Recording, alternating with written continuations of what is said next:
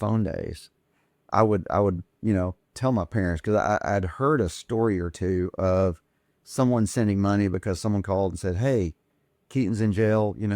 We got to get him out. Da da da. I'll help send me $5,000, right?" And that was before the advance of technology, and so, and it's elderly, but it's not only elderly. It's like there's a more trusting generation. Let's talk about some ideas on how to protect that generation that's definitely more trusting, and then ways that through family, events and transitions, that fraudsters can actively pursue them. Yes, we almost want to watch our parents' social media as if we would our kids. The social media for raising kids was difficult because that's not something that we had before. And I tried to keep my kids off of it until they were adults so they didn't make any decisions or say anything that affected the rest of their lives. Well, unfortunately, a lot of people that suffer losses in their family are targets. There's a lot of reasons that they're targets. Uh, First, for the fraudster's point of view, they're likely to have inheritance. It could be life insurance. It could be taking over an estate. There are a lot of different reasons why a fraudster could see that is a financial benefit. The other is that they are going to be very vulnerable. They are going to have loss. They are going to feel lost and overwhelmed.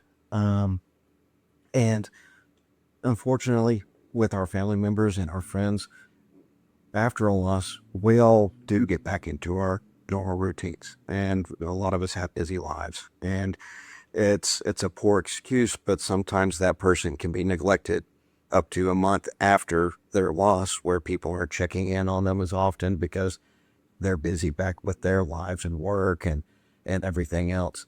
In that downtime is where fraudsters go hunting. Uh, they prey on the loneliness. They prey on the fact that that person uh, doesn't have anybody, and these fraudsters, when they go to work, they go to work like you and I would. They go to an office building, and they sit there all day long, and their job is to make contact with people. If we're on our phone all the time doing that communication, then we're not doing our job. But that is their job. That's why they have the time to do it. So they are at a benefit where we don't have that ability to, be with that person. And I say that as we, as far as a family member or friend. And in that time, they start the social engineering and they befriend this person, and that person becomes their best friend. And it's very sad, but it happens every single day. And while they're doing all of this, by the time that someone may find out and try to intervene, this person is so much more loyal to this fraudster that they're talking to online than they are a trusted family member or friend. Uh, and it happens. And we even had people that tell us, I know that this person isn't who they say they are, but they give me attention. Interesting. And that's hard to combat.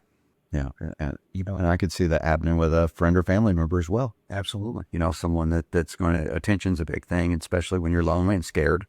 You've had a life event happen and things have changed. And so, anyone that can provide you some of that security, though the intentions may not be good, it makes sense that someone would try to open up to that person and have more access. Yeah, and sadly, whenever they wreck them financially, the communication stops, and that person now gets in financial trouble. And again, they're at a loss. They're almost as bad off as they were when they had their initial loss that made them hurt. We get to see that firsthand, and I think that's another great benefit of working with a financial team. A wealth management team is that you've got a team that we're number one, we're not emotionally connected. Right. I think that's a big strength. We're not emotionally connected, and we are working just like the fraudster. We're working every day to protect and guide and work with our clients to ensure that, number one, their wishes are met. Number two, that they're not taking advantage of. Right.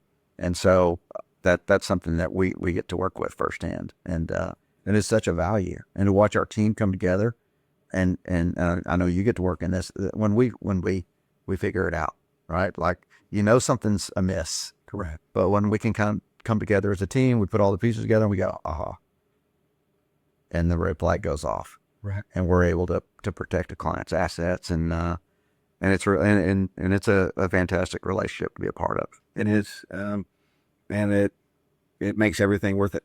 Yeah. Especially if you can save somebody from potentially losing everything. And it's equally as heartbreaking whenever you're unable to convince somebody. It can be difficult, and sometimes you have to try different assets or even different investigators. I don't know if you knew this, but in our department, in the fraud department, there's probably over 100 years of law enforcement experience combined. I'm aware of that. Our boss and 3 others are all retired law enforcement. So we can use that card at times to try to make people understand. Because we have assets. We can reach out and show you why this is fraud. So we don't like to lean on it all the time, but it's a benefit, and we definitely try to use that when we need to help people not give their money away.